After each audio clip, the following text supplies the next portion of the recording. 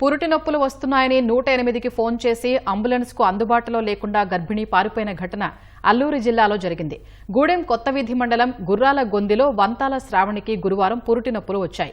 దీంతో 108కి ఫోన్ చేసి సంప్రదించారు. అంబులెన్స్ సిబ్బంది రావడంతో భయంతో అడవిలోకి పారిపోయింది. గ్రామంలో ఎంత వెతికినా కనిపించలేదు. సాయంత్రం ఆరోగ్య సిబ్బంది వెళ్లగా ఇంట్లో ఉంది. గర్భిణికి కౌన్సిలింగ్ చేసి జీకే వీధి ఆసుపత్రికి తరలించారు. వైద్య సేవల కోసం 108కి ఫోన్ చేస్తున్నారని, కొండ మార్గాల గుండా అతి కష్టం మీద వస్తే పేషెంట్లు పారిపోతున్నారని అంబులెన్స్ సిబ్బంది వాపోయారు. విలేజ్లోని ఇద్దరు యాన్స్కి పెయిన్స్ వస్తున్నాయంటే 108కి ఫోన్ చేస్తే బండి వచ్చిన తర్వాత వాళ్ళిద్దరు కూడా పారిపోయారు. వాళ్ళ కోసం గ్రామం మొత్తం ప్రతి ఇంటింట్లో వెతికి చూసాము, ఎక్కడా కనిపించలేదు. బండికి ఫోన్ చేశారు, బండి వచ్చి ఉండిపోయింది.